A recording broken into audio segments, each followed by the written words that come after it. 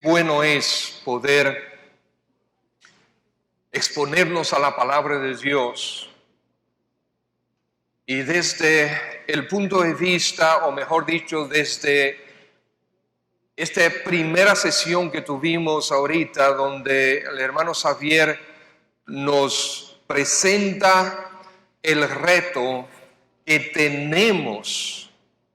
tenemos que permitir que Dios transforme nuestra forma de pensar.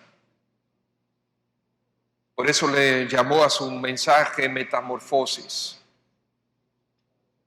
Y él bien lo dijo, nosotros hemos sido arropados por los conceptos que el mundo usa con relación a muchas cosas y con relación a este tipo de relación exactamente lo mismo. La iglesia ha importado la forma del mundo llevar estas relaciones antes del matrimonio. Y muchas veces a pesar del matrimonio. Es necesario un cambio en la forma de pensar. Es necesario un cambio de paradigma.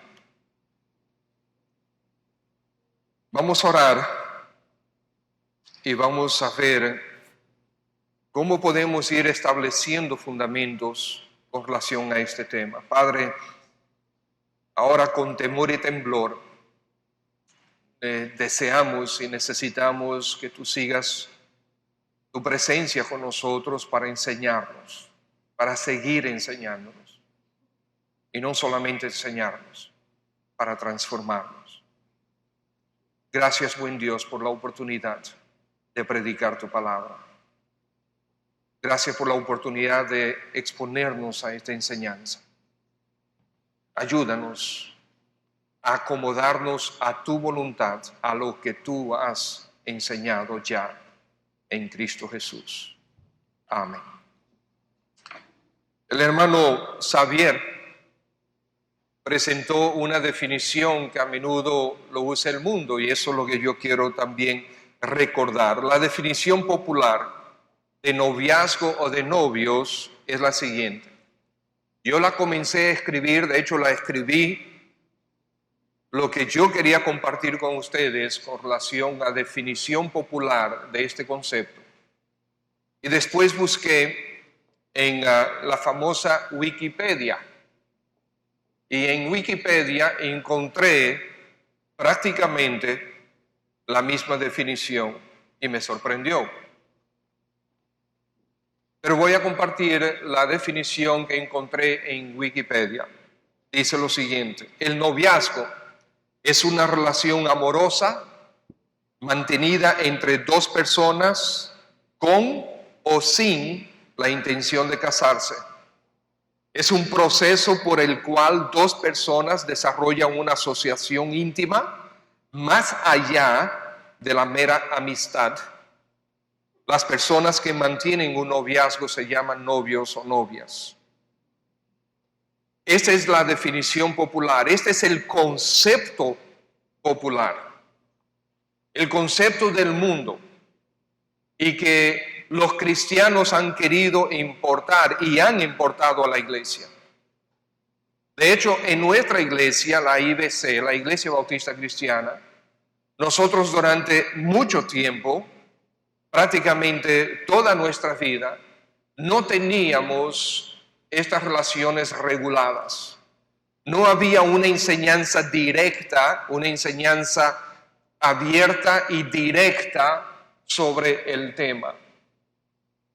Doy gracias a Dios que a través de los años el Señor me enseñó. Recuerdo que fue hace probablemente unos 13 o 14 años atrás que unos hermanos de esta iglesia, que eran novios entonces, me pidieron que yo les diera un estudio, compartiera con ellos un estudio sobre el noviazgo. Yo nunca había estudiado el tema, nunca había leído sobre el tema. Y decidí comenzar a estudiar el tema para llevar el estudio a estos hermanos. Eran 2 o 3 parejas que querían que yo compartiera con ellos. Cuando yo inicio mi estudio, comienzo a sorprenderme. Y yo quiero compartir algunas de las cosas que yo encontré con ustedes esta noche.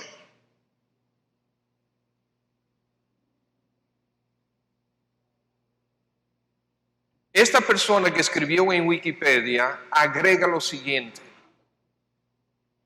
En el occidente contemporáneo, occidente somos nosotros, oriente son todo lo que es los árabes y los chinos, como llamamos, ¿verdad?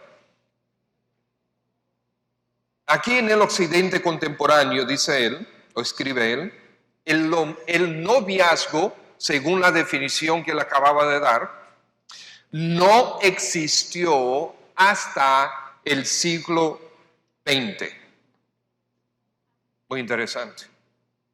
El noviazgo, como él describió, no comenzó a existir, nunca existió, sino hasta el siglo XX. Y no había ningún estado de transición, él pone transición entre comillas, entre la soltería y el matrimonio.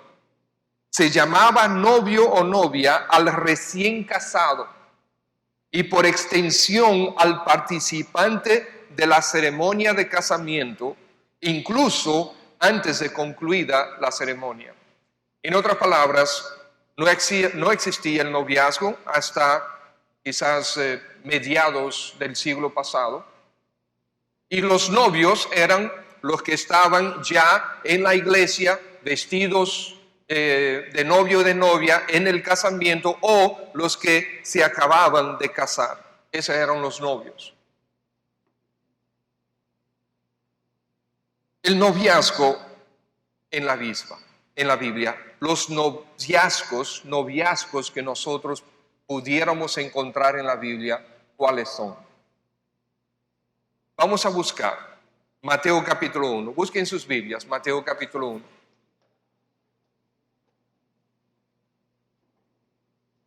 Quiero recordarles mientras buscan el Mateo que nosotros estamos estableciendo fundamentos hoy. Mañana tendremos los talleres por edades y por sexo. Y también habrá 2 predicaciones. Yo terminaré el domingo en la mañana con el tema El camino a seguir. Muy bien, después que ya tenemos toda esta información, ¿qué vamos a hacer? Y en el qué vamos a hacer, nosotros vamos a explicar qué tipo de relación va a existir o debe existir antes del matrimonio y con dirección al matrimonio y hasta el matrimonio. Bien, ya están en Mateo capítulo 1. Fíjense el versículo 18. El nacimiento de Jesucristo fue así. Estando desposada María su madre con José, antes que se juntasen, se halló que había concebido del Espíritu Santo. Entonces ya algunos hablan de el noviazgo de José y María. Estamos leyendo sobre eso. José, su marido, como era justo y no quería infamarla, quiso dejarla secretamente. Versículo 20. Y pensando él en esto, he aquí un ángel del Señor le apareció en sueños y le dijo: José, hijo de David, no temas recibir a María tu mujer, porque lo que en ella es engendrado del Espíritu Santo es. Y despertando José del sueño, hizo como el ángel del Señor le había mandado y recibió a su mujer. ¿Qué encontramos aquí? Versículo 18, regresen al versículo 18. El nacimiento de Jesucristo fue así, estando ¿qué? Desposada María, su madre, con José. Por lo tanto, ya ellos no eran novios. Si en algún momento fueron novios, en este momento ya no eran novios. Estaban casados legalmente. El desposorio era un matrimonio legal. Pero ¿qué dice inmediatamente después? Antes que se juntasen, estando desposada María su madre con José, antes que se juntasen, antes de comenzar a vivir juntos y tener intimidad, antes de mudarse en la misma casa, antes de comenzar la familia, se halló que María estaba embarazada, había concebido del Espíritu Santo. Fíjense que dice versículo 19, José que su marido, ya la Biblia, el Espíritu Santo está diciendo que José era marido de María. Antes que se juntasen, tenían una relación, pero no eran marido y mujer en el sentido íntimo todavía. Versículo 20, la mitad del versículo, José, hijo de David, no temas recibir a María, que tu mujer. Finalmente, el versículo 24, hizo como el ángel del Señor le había mandado. ¿Y qué hizo? Recibió a su mujer. ¿Por qué? Porque cuando él halló que María estaba embarazada, él dijo, yo no fui. ¿Ok? Yo no fui. Nosotros tenemos X tiempo de casados, pero yo no he tocado a esta mujer y está embarazada. Entonces él, como era justo, quería, porque sí había el permiso de poder romper el matrimonio en esa etapa, en ese tiempo de desposorio, él podía romper su matrimonio por infidelidad. Entonces él quiso hacerlo, pero de manera secreta, sin bulla. ¿Por qué? Porque era justo, número uno, y número dos, porque no quería difamar a quien él amaba. No era necesario echarle más fuego a la leña. Entonces, sin embargo, eran marido y mujer. Entonces, este primer noviazgo, ¿qué fue lo que pasó? ¿Qué dije yo que no debía haber dicho?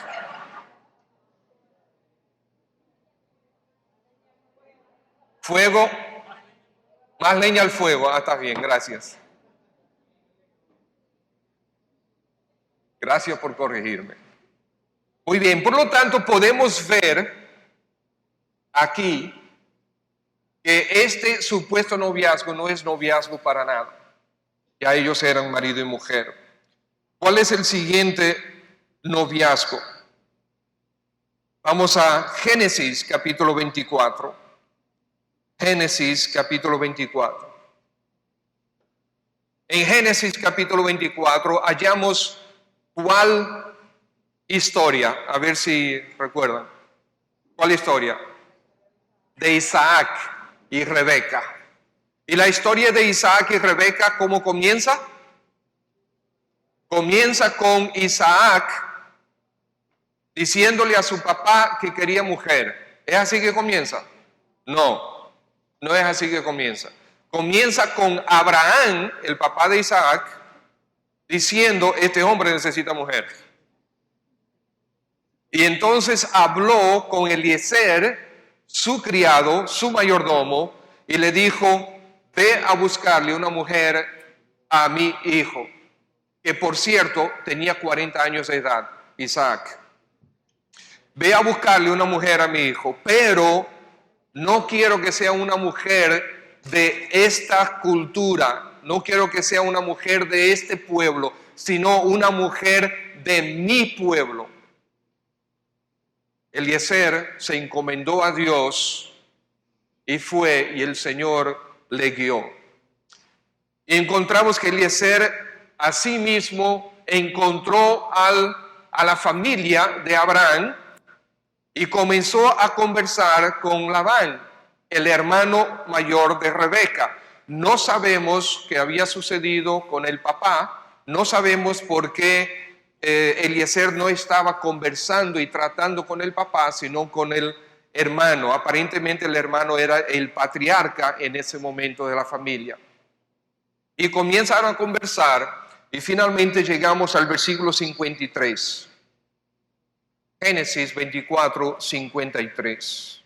Y sacó el criado alhajas de plata y alhajas de oro y vestidos y dio a Rebeca.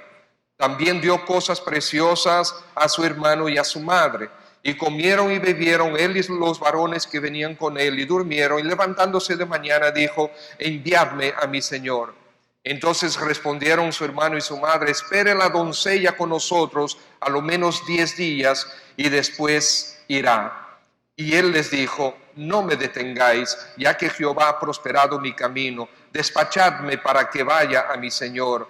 Y ellos respondieron entonces: llamemos a la doncella y preguntémosle. Ese versículo es muy importante y usted debe subrayarlo. Y llamaron, versículo 58, a Rebeca y le dijeron, le hicieron una pregunta: ¿irás tú con este varón? Subráyalo también, si a usted le gusta subrayar. Y ella, Rebeca, respondió: sí, iré. Entonces dejaron ir a Rebeca su hermana, y a su nodriza, y al criado de Abraham, y a sus hombres, y bendijeron a Rebeca, y le dijeron: hermana nuestra, sé madre de millares, y posean tus descendientes la puerta de tus enemigos. Entonces se levantó Rebeca y sus doncellas, y montaron en los camellos, y siguieron al hombre, y el criado tomó a Rebeca, y se fue.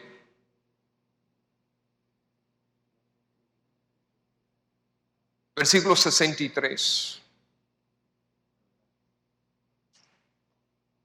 Este viaje fue un viaje largo, probablemente de varios meses, hasta que llegaron. Versículo 63. Y había salido Isaac a meditar al campo a la hora de la tarde, y alzando sus ojos miró, y he aquí los camellos que venían.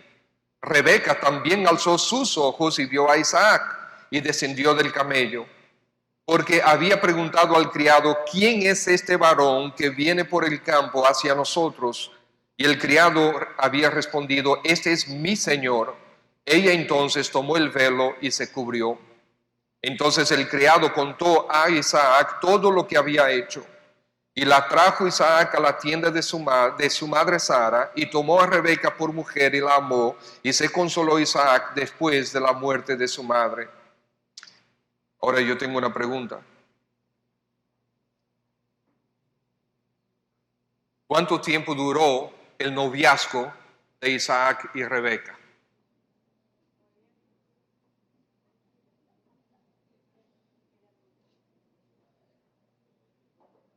De hecho, en ese momento ya no eran novios, entre comillas novios, ¿verdad?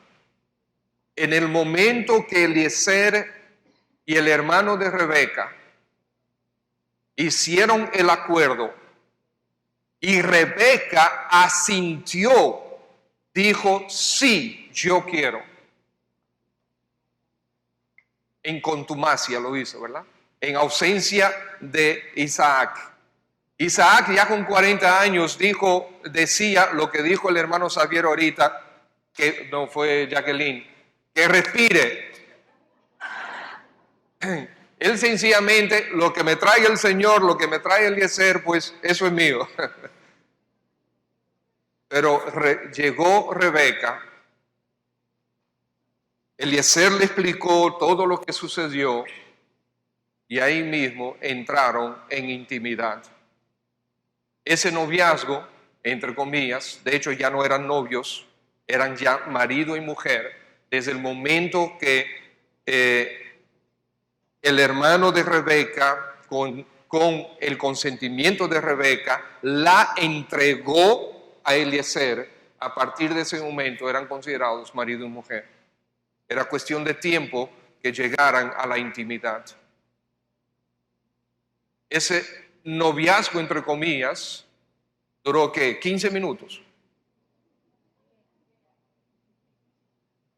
Vamos a ver otro noviazgo en la Biblia. Este es muy mencionado y todo el mundo dice: vamos a ver. Génesis 29. Génesis 29, ¿de quién estamos hablando? Jacob y Raquel. Jacob y Raquel. Aquí está Labán otra vez. Ahora ya no con la hermana, sino con las hijas. Versículo 16.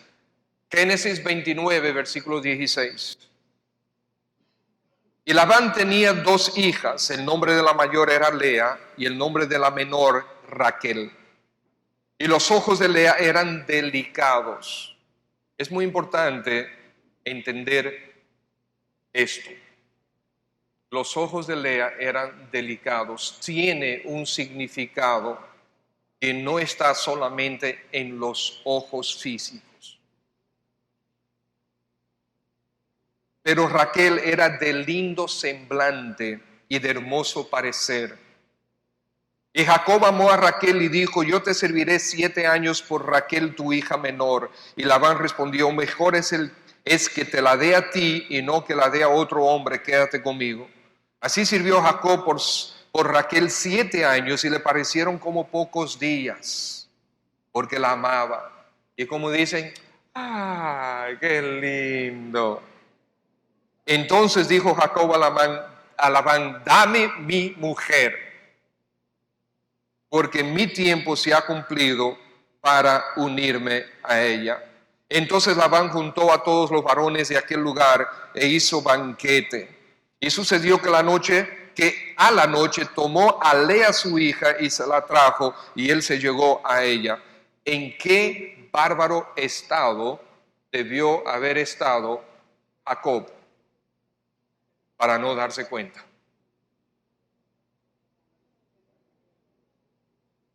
A veces no nos preguntamos eso.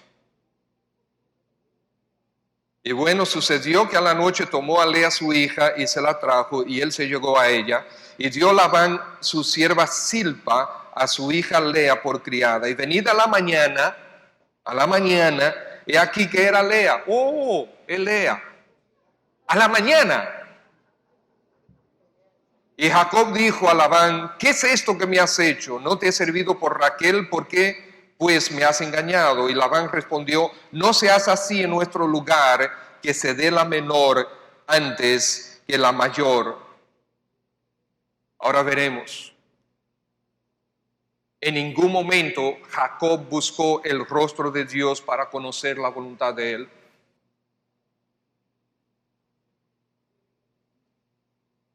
Jacob escogió a Raquel por lo externo, por lo físico. Raquel presionó a Jacob con darle hijos de una manera muy carnal. Dame hijos o si no me muero. Por lo que le dijo ella a él. Raquel fue la primera en incitar a Jacob que se acostara con su sierva. Raquel en ningún momento consideró a Dios en la ecuación. Raquel fue la segunda esposa de Jacob. Algo que no es, nunca ha sido parte de los designios de Dios. Jacob debió haberse quedado con Lea solamente. Pastor, pero es que lo engañaron. Eso no es excusa y lo voy a explicar por qué. Se nos olvida, amados hermanos, que Jacob y nosotros, cada uno de nosotros, somos parte del plan que Dios tiene, plan que es mucho más grande que nuestras vidas. Jacob habría de ser padre de una línea directa de la cual vendría el Mesías. El Mesías vendría de la línea de Judá, el cuarto hijo de Lea. Estoy seguro de que si Jacob hubiese hablado con Dios antes de elegir su esposa, Dios lo hubiera dirigido a Lea, pero no lo hizo. A lo más, pudiéramos decir, si Jacob hubiese hablado con Dios antes, probablemente Dios pudo haberle guiado hacia Raquel, pero en el tiempo adecuado, en el tiempo correcto, no antes de tiempo. Labán dijo, no se hace así aquí. No se da la menor antes que la mayor. Amados hermanos, muchos jóvenes quieren apresurarse en las relaciones amorosas. Muchos jóvenes quieren apresurarse para casarse.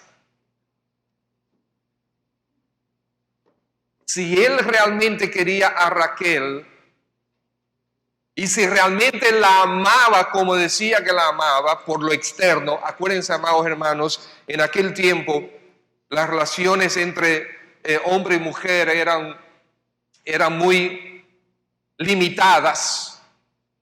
Y la vestimenta de las mujeres, tanto como de los hombres, tampoco revelaba mucho. El hombre se enamoró de la cara de ella. Pero en los ojos de Lea había una ternura que no existía en Raquel, y eso se manifestó después. Cuando Raquel le dice, no puede tener hijos, y le dice a Jacob, óyeme, dame hijos o si no me muero. ¿Cuánta espiritualidad había en esa mujer?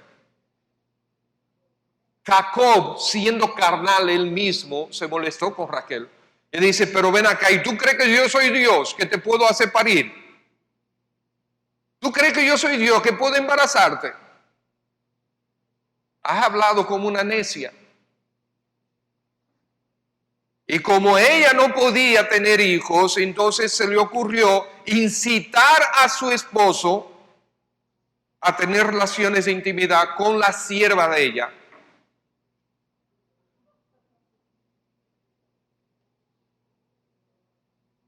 Además, acuérdense, esta era la segunda mujer de Jacob. Nunca es el plan de Dios, nunca ha sido el plan de Dios que un hombre tenga más de una mujer. Si Adán y Eva estuvieran vivos hoy, si no hubiesen pecado, hubiesen estado vivos hoy y hubiesen estado casados. ¿Usted se imagina? 6,000 años de matrimonio, un récord.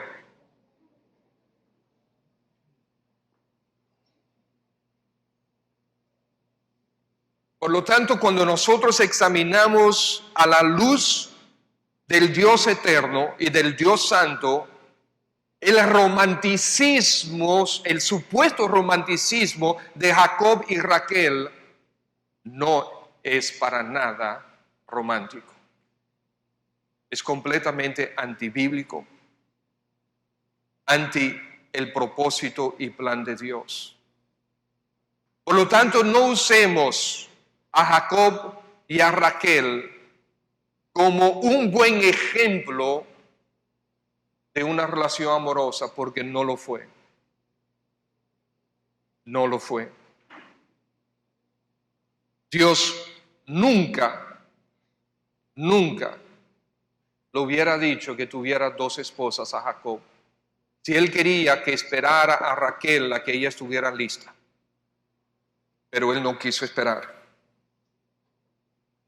Además, fíjense cómo Labán y él estaban negociando la vida de Raquel como si fuera una cosa.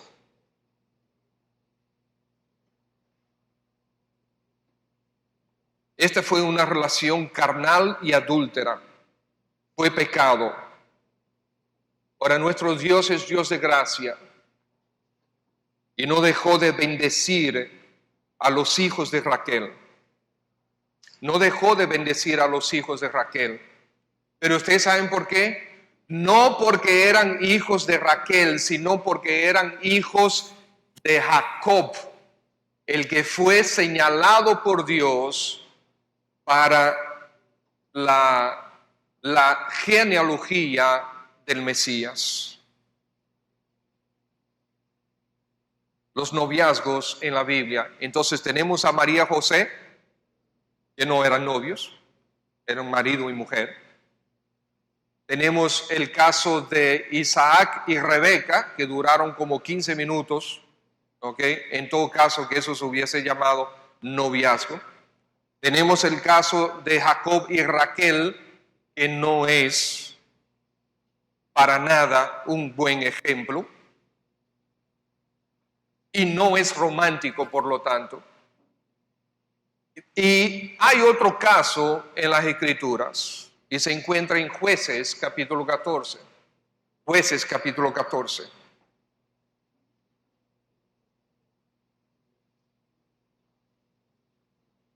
Ahorita decía Jacqueline, le decía a Xavier, óyeme, haz un poco de ejercicio para ver si tienes buenos músculos.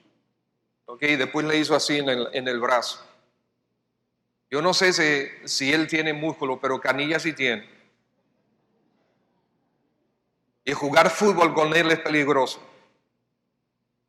Una vez estábamos jugando fútbol y mi pierna chocó la de ella. La de él, gracias.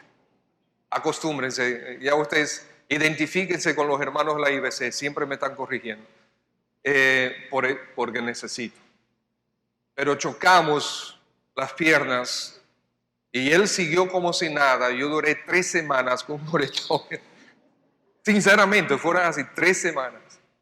O sea que yo no sé si él tiene músculo, pero los huesos sí son duros. Jueces 14. ¿De quién estamos hablando? De Sansón. Sansón y quién, ¿qué importa? Vamos a ver que no importa. Versículo 1. Descendió Sansón a Timnat. Esto era una ciudad en Filistea.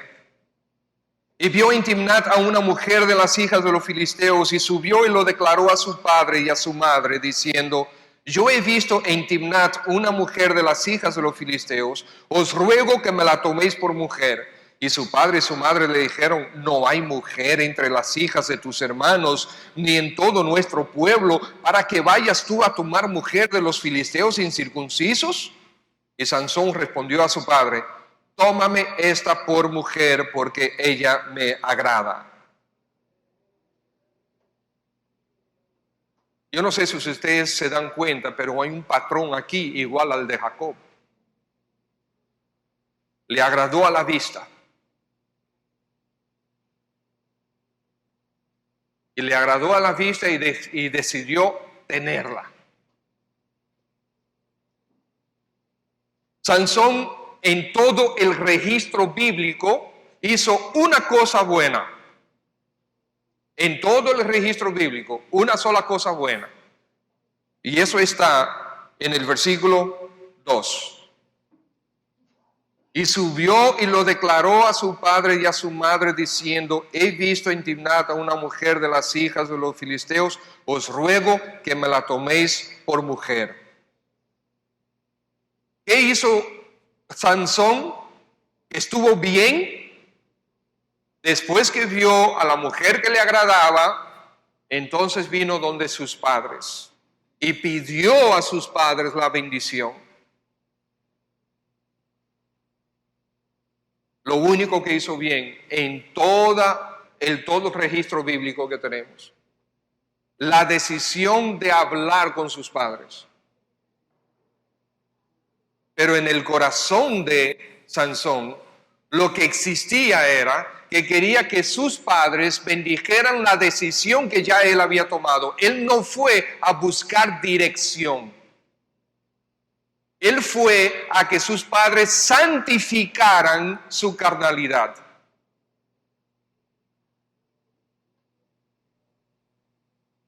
Buscaba la aprobación a su propia voluntad. No buscó dirección para su vida dentro de los principios de Dios. Estimados, toda la vida de Sansón fue pura desobediencia. Desobediencia sobre desobediencia. Sansón siempre se mantuvo desafiante a la autoridad sobre él, porque Sansón también era parte de ese gran plan maestro de Dios. Dios usó a Sansón para librar a Israel a pesar de su pecado, pero no confundamos eso con el resto de la historia.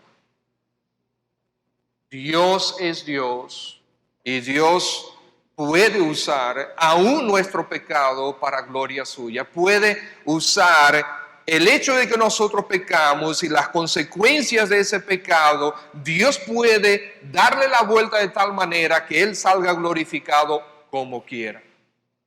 Y así sucedió con Sansón. Y hermanos, Sansón terminó muy mal. Si ustedes siguen leyendo la historia de esa mujer de Timnat, eso fue una desgracia. Y después vino Dalila, otra desgracia. Porque él no quiso conformarse al plan de Dios. Él no quiso conformarse a los principios de Dios. Y Dios había dicho bien claro que no se podían casar fuera del pueblo de Israel. Fuera del pueblo de Dios no deberían casarse. Él terminó muy, muy mal. Incluso se quitó su propia vida para vengarse de sus enemigos. La gente dice, no, porque él fue para vencer los enemigos del pueblo de Dios. No fue por eso, lea la Escritura. Él dijo, ahora me vengaré de aquellos que me quitaron los ojos. Esa es traducción mía, pero es por ahí que anda la cosa. Él se estaba vengando de lo que ellos le hicieron a él, no de lo que ellos hicieron al pueblo de Dios. No tomemos estos casos de la Biblia como parámetros. Lo que nosotros encontramos entonces, amados hermanos, es que en la Biblia no existe ningún noviazgo de acuerdo al concepto que nosotros tenemos. De hecho, ningún tipo de noviazgo nosotros conocemos en la Biblia. Y si usted quiere, búsquela. Busque, trate de encontrar. Ni siquiera con Adán y Eva. Dios no creó a Eva y le dijo, bueno, vamos a ver, Adán, si te gusta. Prueba un chin y si te gusta yo te la dejo. ¿No fue así? Dios le dijo, Adán, esta es la que va.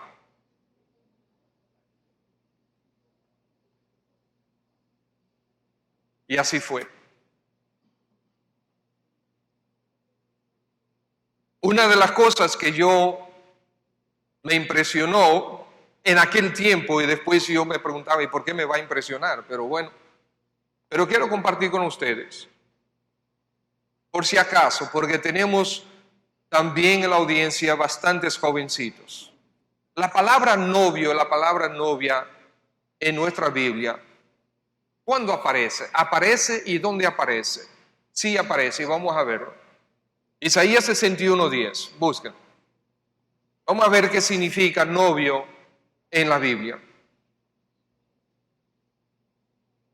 Isaías 61:10 dice, en gran manera me gozaré en Jehová, mi alma se alegrará en mi Dios, porque me vistió con vestiduras de salvación, me rodeó de manto de justicia, como a novio me atavió y como a novia adornada con sus joyas. Una pregunta, ¿este novio y esta novia en qué momento de la relación están?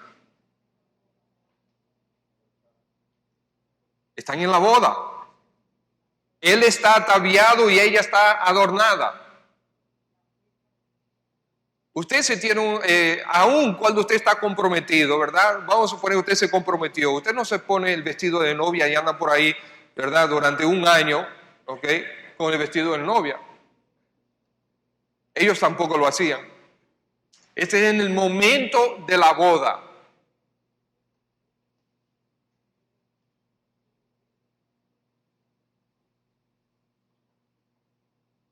También en, creo que es, mira, puse el versículo, pero no puse la cita. O sea que, perdóneme, reunid al pueblo, creo que es en Joel, pero no estoy seguro.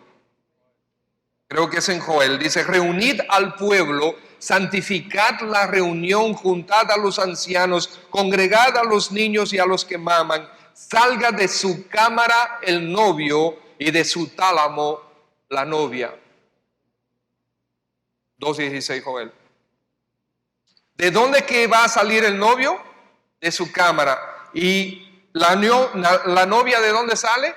Del tálamo. ¿Qué es el tálamo? Bueno, es muy fácil buscar el diccionario. El diccionario dice lo siguiente: cama de los recién casados o lecho conyugal. Ya usted sabe lo que significa tálamo. Entonces la novia tiene que salir del tálamo y el novio también.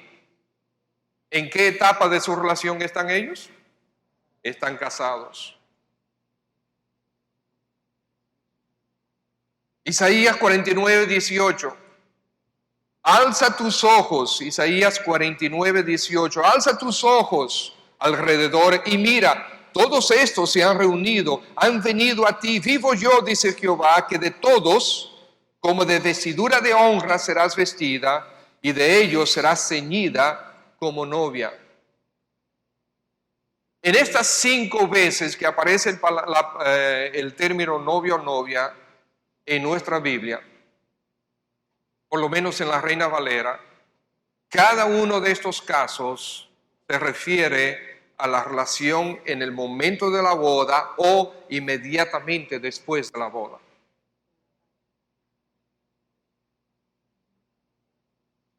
¿Por qué vemos eso? Bueno,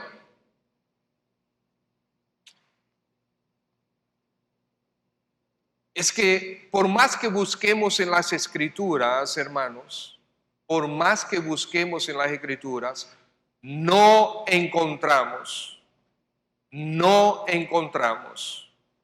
una relación amorosa entre un hombre y una mujer antes del matrimonio. No existe, no hay, cero.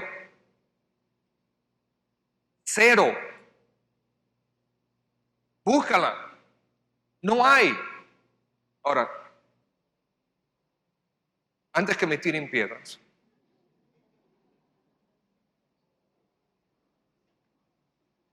vamos a pensar de esta manera. Porque hagámonos preguntas. Dios es eterno, Dios es omnipotente, Dios es omnipresente, Dios es omnisciente. ¿Qué significa todo eso? Que para Dios no hay tiempo. Dios vive en un eterno presente. ¿Usted se acuerda cuando el Señor Jesucristo, que fue enfrentado por los fariseos, Él dijo, antes que Abraham fuese, yo soy? Bueno, gramaticalmente eso está completamente errado. Porque yo sé que soy más viejo que Carlos Uribe. Si yo fuera a referirme a Carlos Uribe dice, antes que tú fueses, yo ya era. Yo no digo yo soy. ¿Por qué? Porque yo no vivo en un eterno presente. Hace 2 segundos ya para mí es el pasado. Yo no puedo decir yo soy hace 2 segundos. Yo era hace 2 segundos. Pero Dios vive en un eterno presente. Por eso dice que 1000 años, igual que un día, igual que 1000 años, Dios no tiene tiempo. Dios creó el tiempo por causa de ti y por causa de mí. Entonces, si Él es eterno y Él es omnipresente, omnipresente significa que Él está presente en todos los lugares, en todo tiempo. Yo no sé si habrá tiempo dentro de 2000 años, porque comenzará la eternidad, de la eternidad es la ausencia de tiempo, pero vamos a decir dentro de 5 años. Ya Dios está presente dentro de 5 años. Él sabe absolutamente todo lo que está sucediendo desde la perspectiva de Dios, lo que está sucediendo dentro de 5 años. Él está presente ahí. Nada va a ser nuevo para Él. Asimismo, en cuanto al tiempo pasado para nosotros, el Señor Jesucristo dijo, Dios no es Dios de muertos, sino de vivos. Refiriéndose a los antepasados, para Él Dios está presente en aquella época. Para ti y para mí, uno como que le da vueltas a esta situación y no podemos comprenderlo, pero claro, si tú pudieras comprender a Dios, tú fueras más grande que Dios. Hay cosas sobre Dios que nosotros sencillamente no podemos procesar totalmente, porque Él es Dios. Ahora, Él es también omnisciente. Él sabe todas las cosas en todo el tiempo, en todas las épocas. Sabe absolutamente todo. ¿Qué tiene eso que ver con esto? Tiene que ver con lo siguiente, hermanos. Cuando Dios, antes de la fundación del mundo, que Él ya sabía todo lo que iba a suceder, Él sabía que hoy día, ¿qué día estamos? ¿20 qué? 23 de octubre del 2015, aquí en República Dominicana, nosotros estaríamos hablando de este tema.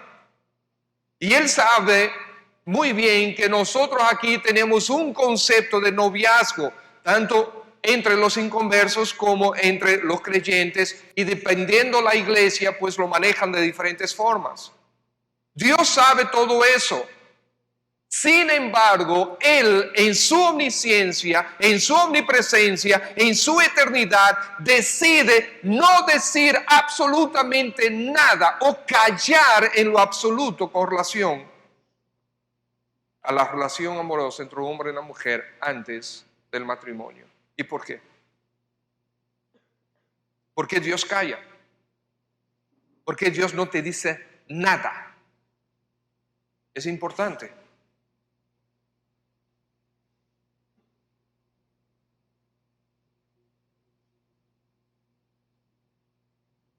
Hermanos, la única relación promovida por Dios es el matrimonio. Y repito,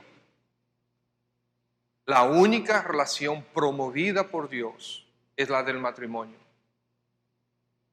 No es la única relación permitida por Dios. Es la única relación relación amorosa, ¿okay?, promovida por Dios. Es la del matrimonio. Génesis capítulo 2. Génesis capítulo 2.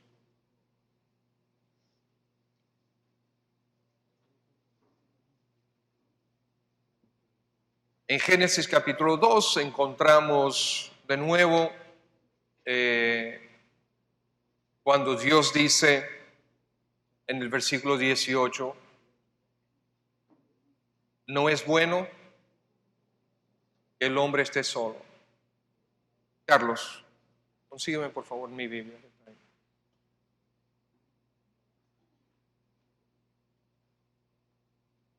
Gracias.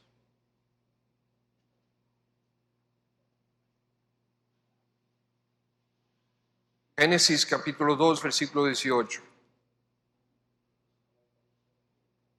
Y dijo Jehová Dios, no es bueno que el hombre esté solo, le haré ayuda idónea para él.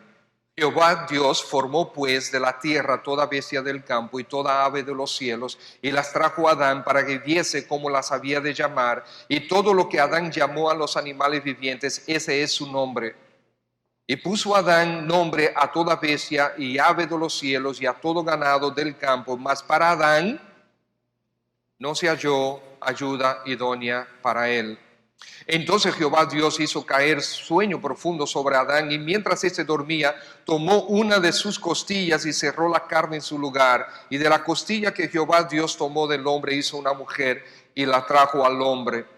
Dijo entonces Adán, esto es ahora hueso de mis huesos y carne de mi carne. Esta será llamada varona porque del varón fue tomada. Por tanto, dejará el hombre a su padre y a su madre, y se unirá a su mujer, y serán una sola carne. Y ambos estaban desnudos, Adán y su mujer, y no se avergonzaban. Entonces, en primer lugar de este pasaje, lo que nosotros encontramos es esto. Dios quiere que tengas una persona a quien amar y con quien compartir tu vida. Eso es parte del plan de Dios. Dios quiere, escucha, Dios quiere que tú tengas una persona a quien amar y con quien compartir tu vida. Ahora pregunta, ¿en el 100% de los casos? No. Mejor dicho, no sé. Porque definitivamente conocemos personas que han vivido toda la vida solteras y se murieron solteros. Nosotros conocemos esos casos. Si era la voluntad de Dios directa y perfecta que esa fuera su vida, yo no sé. Eso yo no sé y no voy a entrar en esas discusiones de la soberanía de Dios, que la voluntad del hombre, eso no es el tema de ahora. Y de hecho, yo no me meto en esas discusiones. Pero lo que encontramos aquí, Adán estaba embrujado con la creación. ¿Verdad que sí? ¿Quién fue que trajo a colación el tema de que él estaba solo? Fue Dios. No fue Adán que llegó donde el Señor le dije, Señor, tú sabes una cosa, el caballo tiene la caballa. Yo sé que es la yegua. Ahí no me equivoqué. Y mira, hasta la mosca tiene el mosco. Y yo, ¿qué pasa conmigo? No fue Adán que hizo eso. Fue Dios que dio el primer paso. Fue Dios que se interesó por el bienestar de Adán. Fue Dios que trajo a colación. Fue Dios que puso en la mente de Adán la necesidad de una compañera. Dios quiere que tengas una persona a quien amar y con quien compartir tu vida. Dios fue quien creó los medios para hacer esa relación posible, que es el matrimonio. La primera razón, no la principal, es para compañerismo. Cuando Dios dice, no es bueno que el hombre esté solo, ¿qué significa? El hombre necesita una compañera. Por lo tanto, la primera razón que nos da Dios es compañerismo. No es la principal razón, eso nosotros lo vemos en el Nuevo Testamento, pero es la primera razón. La segunda razón es para cumplir con el plan de Dios para tu vida. ¿De dónde sacamos eso? Fíjense que cuando Dios dice, no es bueno que el hombre esté solo, después la Escritura dice, el hombre está fajado, trabajando, haciendo lo que Dios le había encomendado. Y entonces le dice, te voy a hacer una ayuda idónea. ¿Qué significa esto? La segunda razón que nos da es que es para cumplir con el plan de Dios para tu vida. La ayuda idónea, hermanos, no es para que tú puedas dormir más caliente. No. Es para cumplir con el plan de Dios para tu vida.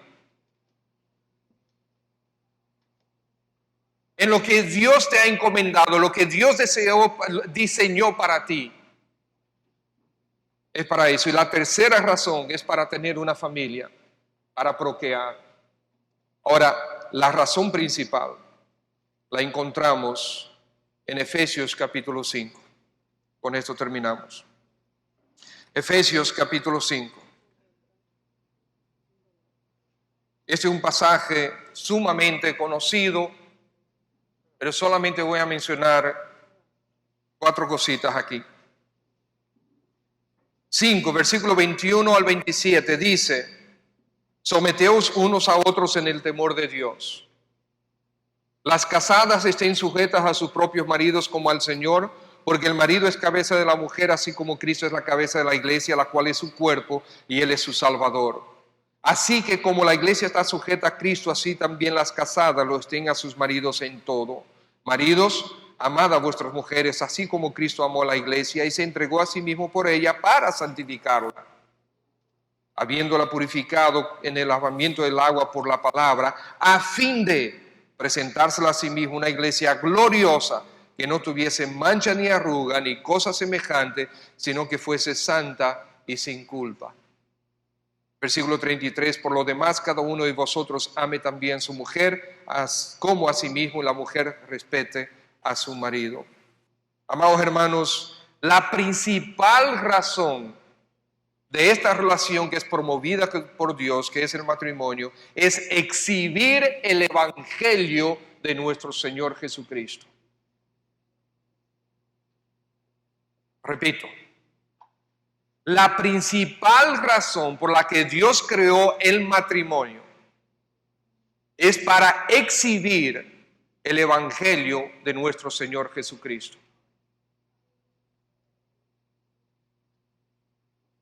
Cuando Dios habla con Oseas, le dice, mira, yo quiero que tú te busques una mujer con estas características.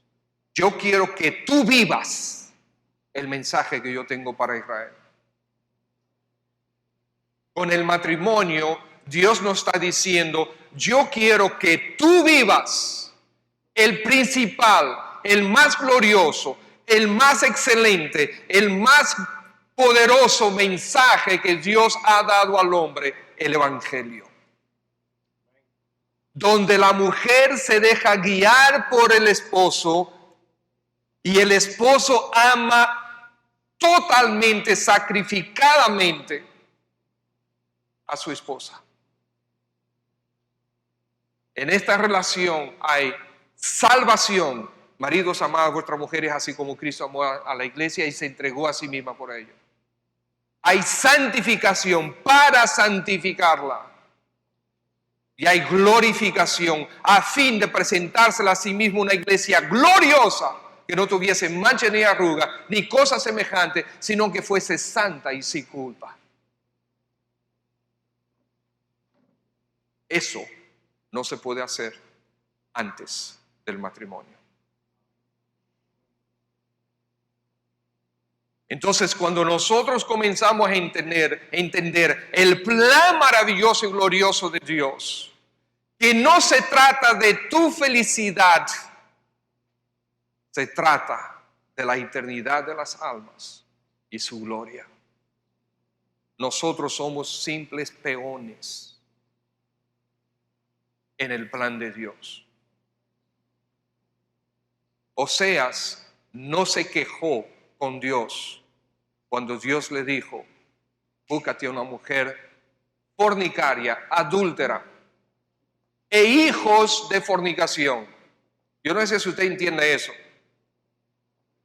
pero lo que yo entiendo, y hay muchos estudiosos que dicen que no es así, pero cuando yo leo hijos de fornicación, eso me dice a mí, no son mis hijos.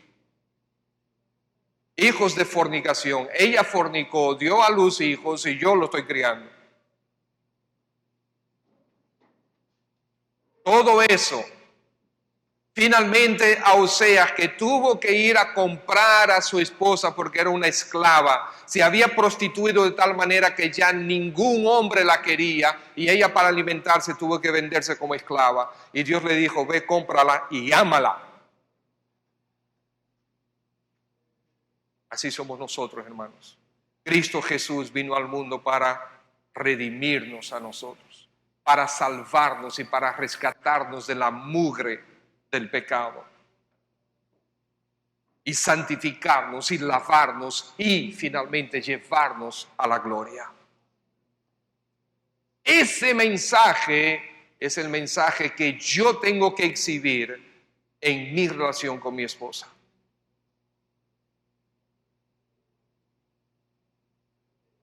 Donde mi esposa se deja dirigir, se somete a Dios, permitiendo que yo dirija su vida como cabeza de la familia, y yo amarla a ella en total abnegación, en total sacrificio.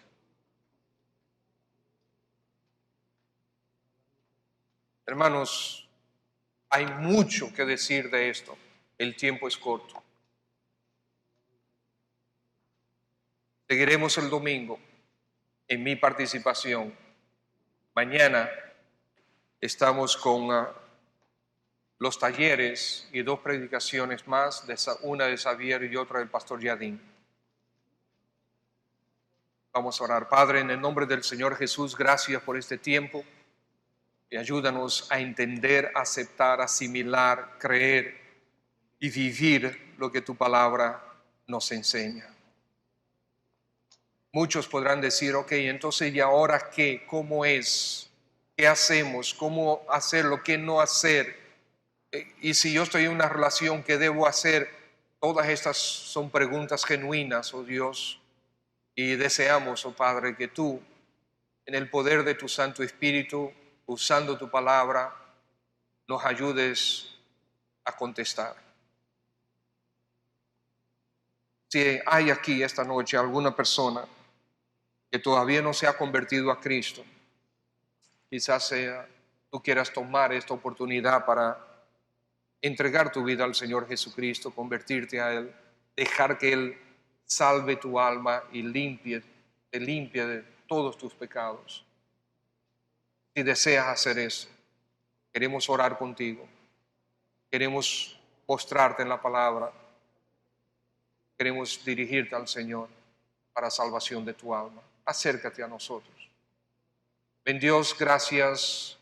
Mira el resto de la noche para cada uno. Ayúdanos a glorificarte, oh Dios, a exaltarte. De nuevo, en Cristo Jesús nos presentamos delante de ti. Amén.